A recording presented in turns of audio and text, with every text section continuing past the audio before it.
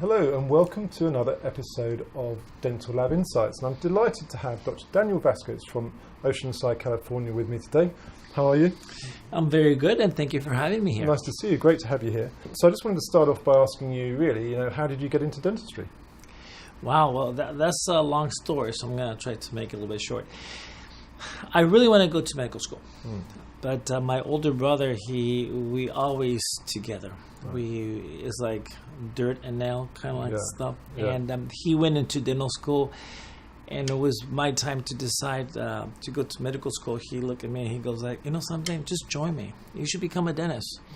And in reality, that's what I did. I followed my older brother. Oh. That he's a great not only is my older brother, but he's been a great mentor for me. Yes. And in my profession. Fantastic. And so did you work with your brother for a while, or did you kind of set up on your own quite soon, or how did you kind of develop in your... I am graduate from the University of Guadalajara in Mexico. So when I decided to get married, or asked my beautiful wife Lulu to marry me, I used to live in Mexico. So then I decided after that to come to the United States and start doing preparing myself to pass the national dental boards and the state boards. Right. So my brother, he came before me, and he was already established working for a dental company. So he invited me also to come to the U.S. And when I came here, I remember I arrived on a Tuesday at 2 o'clock in the morning, and at 8 o'clock I was already working. Really? So it was no time to spend, on not doing nothing. And it took us, it took me 4 years to get my dental license in California. Right. Yeah, but I don't know. It's just I'm very passionate for the profession. I developed that passion because it's not something that you have; you just develop it. Yes. There you go. And I guess over the years you've probably seen quite some changes in terms of working with the dental labs that you work with. What are the sort of key things that you look for in a dental lab now? What are the kind of key attributes, if you like, if you're going to work with someone? Dentistry and the dental world has changed and evolved a lot in the last 15 years. I got involved with CAD/CAM dentistry exactly 11 years ago. Right. It's when I became a CEREC dentist. I used to have my lab where I used to send all my impression that back then it was AA dental designs that I still use today. Yeah. But it was a moment that I stopped using them because they were still an analog dental lab, and I become a digital dentist. Right. So now I'm scanning and impressioning. So if I'm going to use a lab, I need somebody who can receive a digital file. Right. Yeah. When my good friend Frank Acosta became a digital lab, not only he went wild, I went wild. We've been working together now for 10 years straight 10 years. And yes, what I'm looking for is somebody that can speak the same language that I do. Have the same technology. The communication between technologies have to be seamless, because when we did our first case, I do remember we were trying the communication with Sharona Connect. It's a portal that we have in our system. I sent the impression to him, and he sent he rushed it back to me the same day. He drove to my office with a crown made, and I delivered it, and we did 0 adjustments on that delivery crown. Which presumably was unheard of before. No, it's not, because every single crown that you receive from dental lab with traditional impression, you always, or most of the time, 98% of the time, you're going to do a touch-up. You need to do some adjustments. So this crown was completely, it was no adjustments at all. So that changed the way that I see the perspective of dentistry, and the same thing with my lab. And then we started working together. We've been working together. We've been growing on this technology together. And I think that what I see in him is the communication that we have that is very important. It has to be there. So the number one thing you would say, if you were talking to a laboratory, what advice would you give them in terms of how best to approach someone like yourself to discuss this type of service? It's very important to understand that once you're a digital lab, time is something extremely important. Communication and time becomes a huge factor. Yeah. When you're going to go as a lab technician, and that's what I recommend all my friend lab technicians, is when you go out to visit a dentist, many lab, what they do a fee list of the price of all their crowns. Yeah. And they walk into the office and they drop it. Yeah. Hopefully, the dentist will look at it and say, I want to use them as a dental lab. Right. It doesn't work. Right. I know it doesn't work. Right. I think that you, as a lab technician, you have to be more attractive, more engaging, looking for your clients. Yes, yeah. And not going looking for new clients, so actually go with your existing clients that do not have digital technology. Invite them to your lab.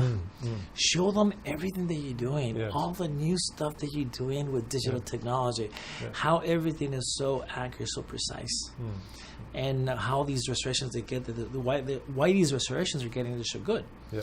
But invite them to see what you're doing. Yes, yeah. Once they see what you do, then you can easily move the doctor to the new restorations, to the all-zirconia crowns, to the lithium silica or lithium silica crowns. Yeah, You can move them into that world. Yes. And then after that, they will recommend you to their friends. Yeah. Because it's everything works by recommendation, and then after that you can go looking for new dentists and also do the same thing. Not just go and drop a list with prices. Invite them to your practice, to your lab. Show them what you're doing. Show how they can benefit from today's CAD/CAM dentistry. Right, interesting, yeah. And do you think there's still a bit of resistance from the dental profession to adopt some of these new technologies? Are we at the early stages of it, do you think, or is it becoming more accepted, or what's your feeling on that? I can make a projection because I've been seeing the amount of doctors moving into the CAD/CAM world. I have the pleasure to speak for Dentsply Sirona all over the world, from point A to point Z, from one point to another point in the world, and in different languages. And I've seen the growth in CAD/CAM dentistry. Now here in the U.S., the growth is incredible because now the CAD/CAM dentistry in the lab world is growing more. Because I seen when I first started coming to these lab summits 7 years ago, there were like 100, and today we're just by the hundreds, correct? And I see how this lab world community is growing, and many dentists they're adopting now this technology.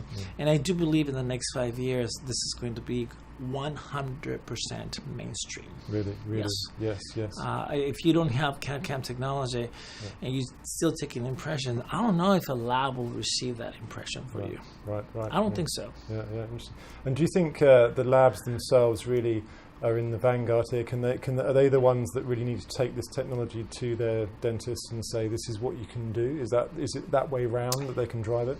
Well, for so many years, we dentists, we do what the lab technicians deliver to us.